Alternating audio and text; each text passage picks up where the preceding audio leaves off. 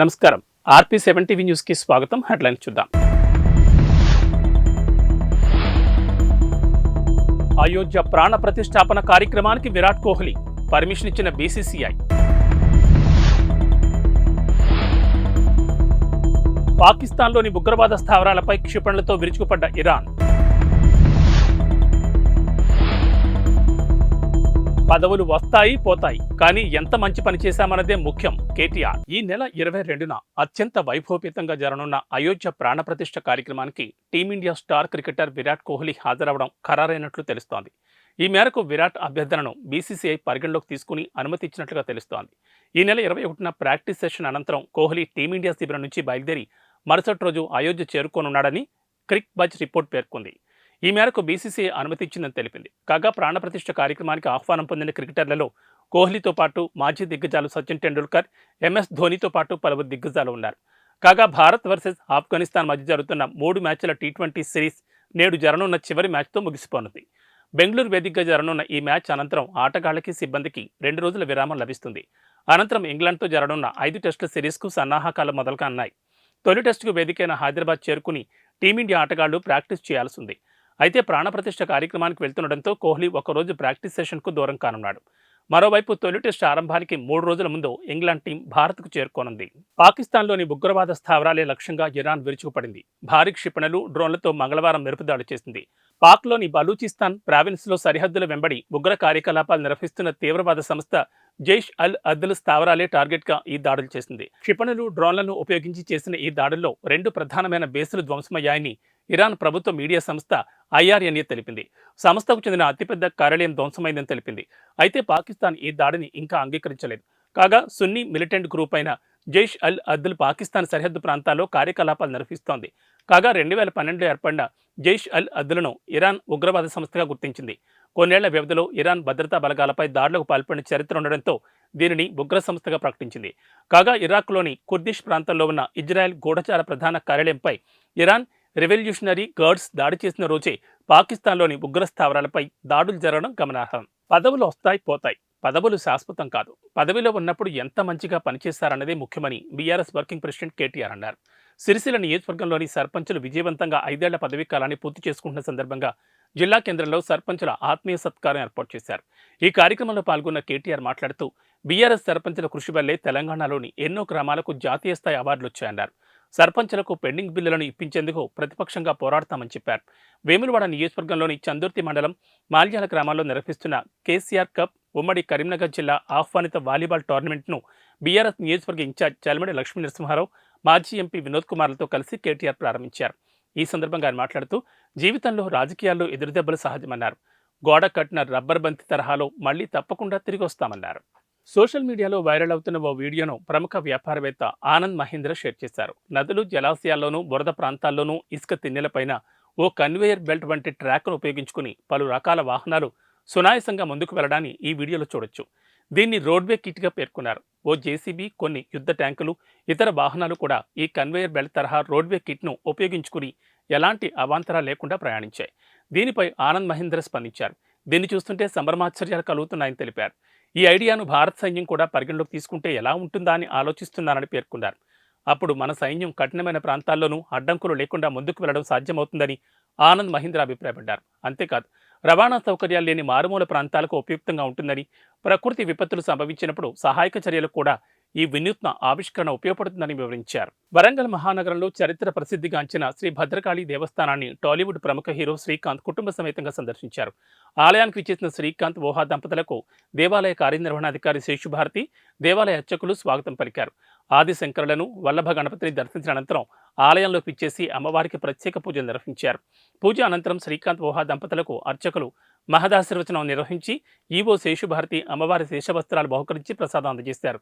ఈ కార్యక్రమంలో పలువురు పాల్గొన్నారు.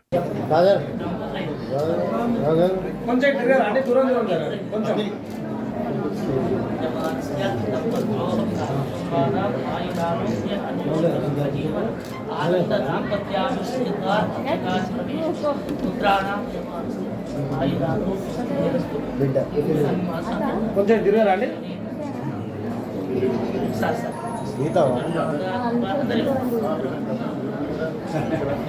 కొంచెం అందరూ ఒకసారి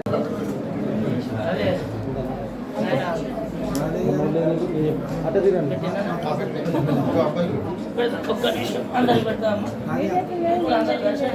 అయ్యా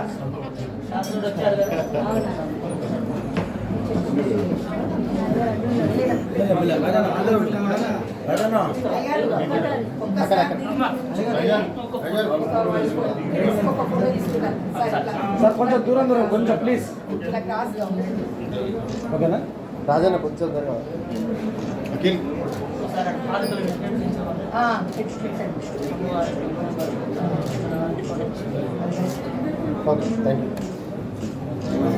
న్యూజిలాండ్లో ఓ మహిళా ఎంపీ షాపులో దొంగతనం చేసేందుకు ప్రయత్నించి దొరికిపోయింది. ఆమె పేరు గోల్రిజ్ గెహ్రమన్. గ్రీన్ పార్టీకి చెందిన ఈ ఎంపీ దొంగతనం ఆరోపణలతో తన పదవికి రాజీనామా చేయాల్సి వచ్చింది.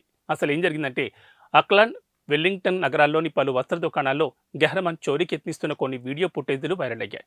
దాంతో ఇతర పార్టీలు ఆమెపై ధ్వజమెత్తాయి. తనపై వస్తున్న ఆరోపణలకు గెహ్రమన్ బదిలిచ్చారు. తాను మానసిక వ్యాధితో బాధపడుతున్నానని, తన చర్యలకు కారణం అదేనని తనను సమర్థించుకునే ప్రయత్నం చేశారు. తనపై పని ఒత్తిడి విపరీతమైన ప్రభావం చూపిస్తోందని, ఆ ఒత్తిడి మానసిక ఆరోగ్యాన్ని దెబ్బతీస్తోందని గెహ్రమన్ వివరించారు. కొన్నిసార్లు తన వాస్తవ మనస్తత్వానికి భిన్నంగా కొన్ని పనులు చేసేలా ఆ మానసిక ఒత్తిళ్లు దారితీస్తున్నాయని వెల్లడించారు. ఈ సంక్రాంతికి మెగా అల్లు వారి కుటుంబ సభ్యులు బెంగళూరు వెళ్లి అక్కడి ఫామ్ హౌస్ లో సంబరాలు జరుపుకున్నారు. మెగాస్టార్ చిరంజీవి, సురేఖ, అంజనాదేవి, రామ్ చరణ్, ఉపాసన, క్లింకార, అల్లు అరవింద్, నాగబాబు, అల్లు అర్జున్, స్నేహారెడ్డి, వరుణ్ తేజ్, లావణ్య త్రిపాఠి, సాయి తేజ్, వైష్ణవ్ తేజ్, సుస్మిత, శ్రీజ, నీహారిక, అఖిర, ఆద్య, చిరంజీవి చెల్లెమ్మలు ఇలా మెగా అల్లు ఫ్యామిలీ మెంబర్స్ అంతా ఒకచోట చేరి హాయిగా ఎంజాయ్ చేశారు. నేటితో సంక్రాంతి సంబరాలు ముగియడంతో బెంగళూరు నుంచి అందరూ తిరుగు పయనమయ్యారు. చిరంజీవి, సురేఖ, రామ్ చరణ్, ఉపాసన హైదరాబాద్ తిరిగొచ్చారు. ఎయిర్పోర్ట్లో వారిని కెమెరాలు క్లిక్ మనిపించాయి. కాగా చిరంజీవి 150వ చిత్రం విశ్వంభర ప్రస్తుతం సెట్స్ పై ఉంది. వెకేషన్ ముగియడంతో ఆయన కూడా చిత్రీకరణలో పాల్గొనున్నారు. బింబిసార ఫేమ్ వశిష్ఠ దర్శకత్వంలో తెరకెక్కుతున్న విశ్వంభర చిత్రం ప్రస్తుతం మారేడుమిల్లి ప్రాంతంలో షూటింగ్ జరుపుకుంటోంది. ఇక రామ్ చరణ్ ప్రస్తుతం శంకర్ దర్శకత్వంలో గేమ్ చేంజర్ చిత్రంలో నటిస్తున్నారు. దిల్ రాజ్ నిర్మాతగా తెరకెక్కుతున్న గేమ్ చేంజర్ పై భారీ అంచనాలున్నాయి. గేమ్ చేంజర్ చిత్రం పూర్తయితే బుచ్చిబాబు, సానా దర్శకత్వంలో క్రీడా నేపథ్యం ఉన్న సినిమాలో రామ్ చరణ్ నటించనున్నారు. బీజేపీ రాజ్యసభ సభ్యుడు జీవీఎల్ నరసింహారావు విశాఖలో మహాసంక్రాంతి సంబరాల్లో ఎంతో ఉత్సాహంగా పాల్గొన్నారు. ఈ మహాసంక్రాంతి సంబరాలకు నేడు ముగింపు రోజు. ఈ సందర్భంగా జీవీఎల్ ఓ రిక్షా కార్మికుని కూర్చోబెట్టుకుని రిక్షా తొక్కారు. సంప్రదాయ పంచకట్లో ఉన్న జీవీఎల్ నడుముకు కండువా బిగించి రిక్షా తొక్కారు. అనంతరం ఆ రిక్షా కార్మికుడికి డబ్బులిచ్చారు. దీనికి సంబంధించిన వీడియోను జీవీఎల్ తన ఫేస్బుక్ అకౌంట్లో పంచుకున్నారు. విశాఖలో మహాసంక్రాంతి సంబరాలు నేటితో ముగియనున్న నేపథ్యంలో రిక్షా కార్మికుడు పెంటయ్యను అతని రిక్షాలను ఎక్కించుకుని తొక్కాను. తన రిక్షా తొక్కే అవకాశం నాకు ఇచ్చినందుకు అతనికి రుసుం చెల్లించానని జీవీఎల్ వివరించారు. ఖలిస్తానీ ఉగ్రవాది హర్దీప్ సింగ్ నిజ్జార్ హత్య వ్యవహారంతో తలెత్తిన భారత్ కెనడా వివాదం అక్కడికి వెళ్లే భారతీయ విద్యార్థులపైన గట్టి ప్రభావం చూపించింది. కెనడా స్టడీ పర్మిట్ల సంఖ్యను భారీగా తగ్గించడంతో అక్కడికి వెళ్లే విద్యార్థుల సంఖ్య గణనీయంగా పడిపోయింది. గత ఏడాది 4వ త్రైమాసికంలో భారతీయ విద్యార్థులకు కెనడా జారీ చేసిన స్టడీ పర్మిట్ల సంఖ్య భారీగా తగ్గింది.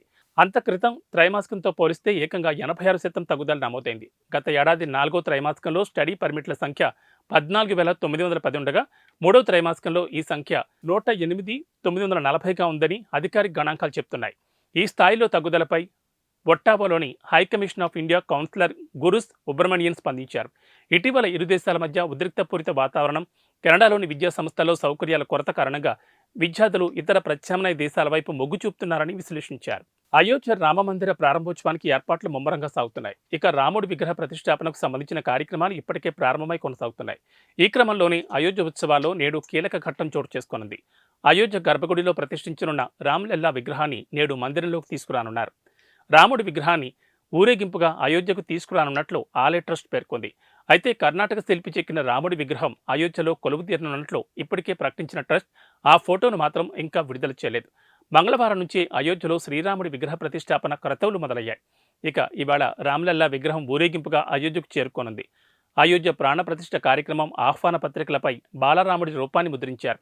మరోవైపు కేంద్ర మంత్రి ప్రహ్లాద్ జోషి కూడా ఇటీవల సీతారామ, లక్ష్మణుడు, హనుమంతుడు ఉన్న ఓ ఫోటోను ట్వీట్ చేయడం సంచలనంగా మారింది. అదే విగ్రహాన్ని అయోధ్య రామమందిరంలో ప్రతిష్ఠించనున్నారని సోషల్ మీడియాలో జోరుగా ప్రచారం సాగుతోంది. ఇవి బులెటిన్ విశేషాలు. నమస్కారం.